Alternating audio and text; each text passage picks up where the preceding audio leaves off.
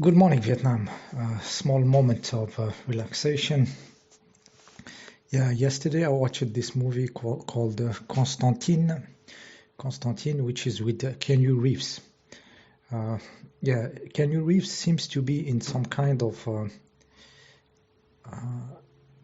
movies. Some kind of movies. The stuff, the big intelligence, the Matrix. I don't know, or the creeps are putting him in some kind of movies. So he's the Neo, the in the Matrix, and he's the Buddha in the Buddha movie, if you remember. Mirrors in the Buddha with his ego, mirrors in the Matrix, and so he's in some kind of movies, in some kind of position as a character, and comparing to Tom Cruise, for example, Tom Cruise also have some kind of roles he is in. Usually Tom Cruise is the normal guy, but who gets the stuff done for real. So he solves the problem at the end. If you watch Oblivion movie, he destroys this extraterrestrial ship with the artificial intelligence. Yeah, Sally, I remember the name of the stuff. So, and he destroys in Edge of Tomorrow, he destroys this Omega. So Tom Cruise get the stuffs done. It's like human beings, and it's like an enemy, and he get the enemy destroyed, more or less, in all his movies. While Keanu Reeves is caught into some equilibrium construct, religious matrix. You know, he's always it never ends. It's always going, like he's in the construct. Yeah, so it's very interesting. So this Constantine movie, it's about demons and hell, and you know all the construct of the religions. So the movie starts in very Hollywood, you know, blockbusters and everything. The visual is very good. The apartment they choose to film and shot, it has a nice visual, nice touch. It's not a piece of like stuff, but it has a nice visual. There is some green emerald color. The woman at certain moment, she is behind a green glass 2 times in the same minute. And usually she's when she accepts what she is. She accepts what she is, and she is behind this green emerald glasses, and then she comes out. So there is this green stuff out of nowhere. It's put there. Yeah, and the movie continues till the end scene where all the action happens, and it shifts to something else. It shifts. Like it becomes like theater, and there is sense of humor into this Lucifer devil character. Sense of humor. It is in another level. It's not a level I would put in a blockbuster to fit the small brains of the sheeple. It's higher level of acting, its sense of humor, it's subtle. It changes it shifts into something else. If it was a blockbuster, it should be like more black and white and shooting and blah blah and destroying, but it goes into something more sophisticated. So it's not designed for the sheeple, really. This is what I believe they are doing. They are encoding this egregores of those this reality of the religion, the angels, the devil, the hell, you know, this religion construct. They are using the cinema to encode it more into reality, more into the consciousness, into the brains, so it stays alive. So it stays alive.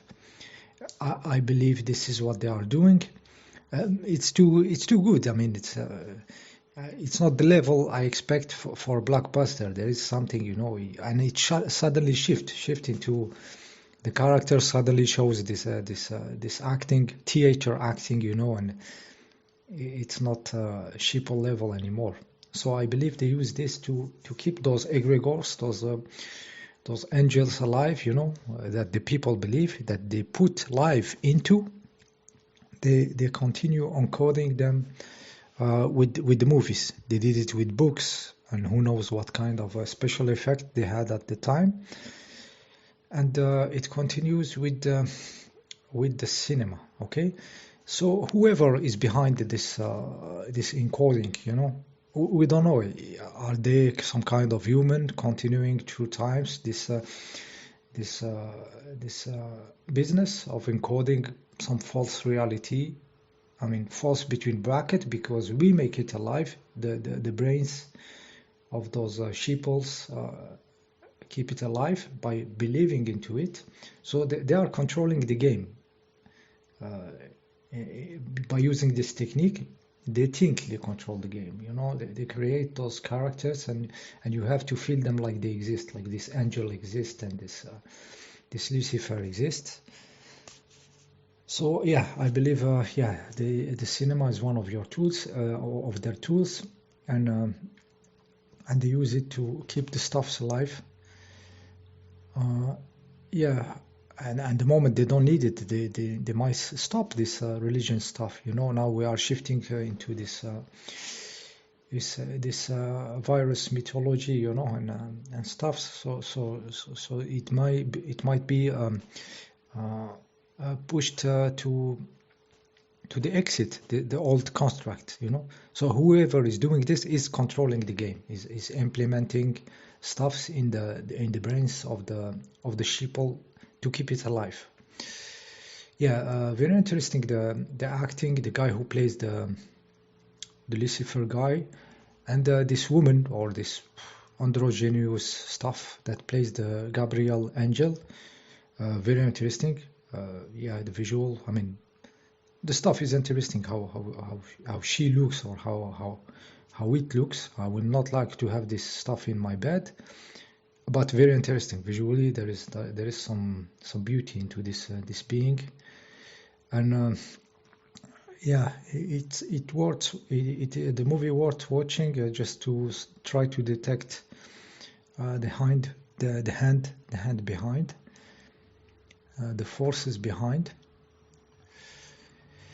Yeah, so the same way with the Matrix, the Matrix movies, something very important, like in Matrix 3, we see that Neo started to have some impact on the physical world. He started to have some impact, stopping the machines and seeing the reality without his eyes and everything. And this part is totally not existing in Matrix 4. So there is something resisting the reality, the real stuff happening, the underlying reality, physical vibration and stuff that we should be connected with.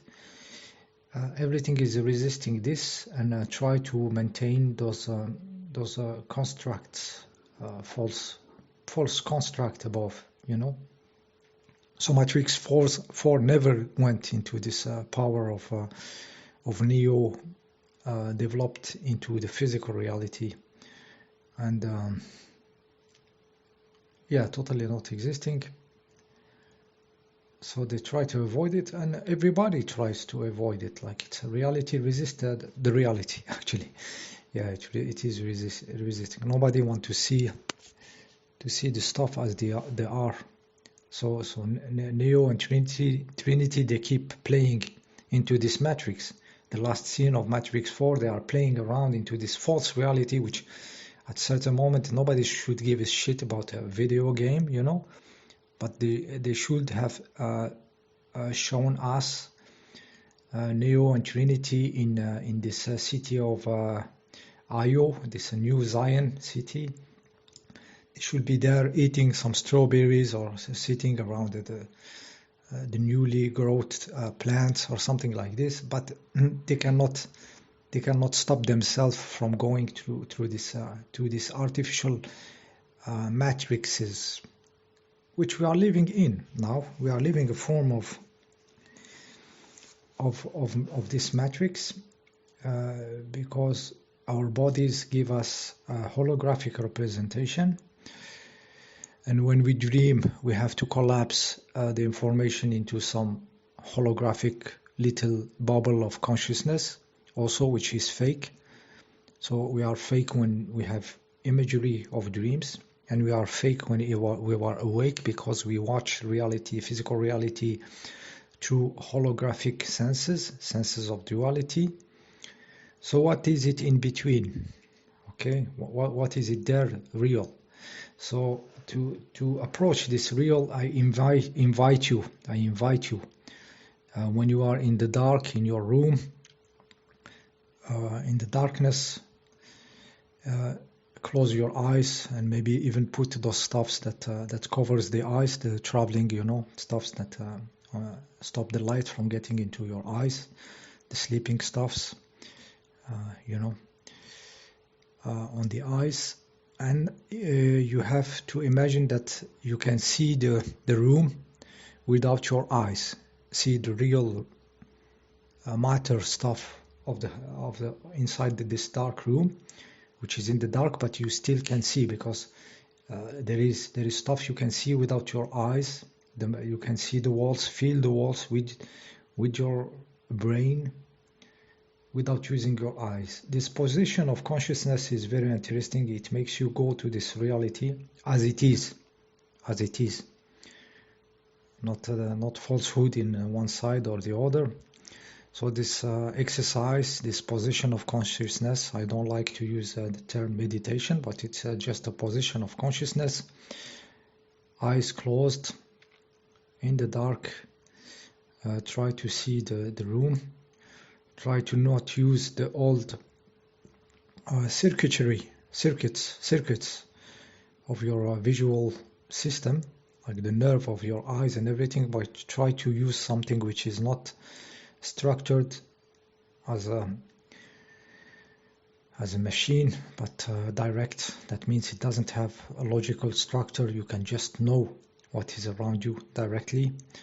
This will open the structure of your brain and maybe make a quantum shift, so you can see the reality, see the room, the sea of energy around you, the sea of matter energy, same stuffs. Yeah, so a very good exercise to practice when you are going to sleep on your bed, inclined, I hope, inclined bed at 5 degrees. And you can use this to try to go through the other side, the real side. This is where we have to work to shake the reality a little bit, shake our reality. And this darkness, it's is in the room. It's false darkness. It's not really darkness, just not having this light in the small band of frequency that our eyes use. So it's not real darkness. The real darkness that is the absence of consciousness. It's not here. So it's false darkness. This false darkness they made us afraid of, fear of the dark. But we should not be having this fear of the dark, because it's a false dark. It's full of energy, full of stuff. The stuffs are still here. It is just this small band of visible light which is not here, and we use it to bounce on stuff and to see stuff. It's very little, and all the scary between bracket stuffs, they are used to keep us inside this small prison and avoid us to really see what's going around, see with the real sense. Okay, the real sense. Yeah, so how many of you are ready, are that having enough, are that claustrophobic of this situation to push through the wall and make this stuff happen? Very fragile. It can break at any times with huge power inside. It's gonna happen. See you next time.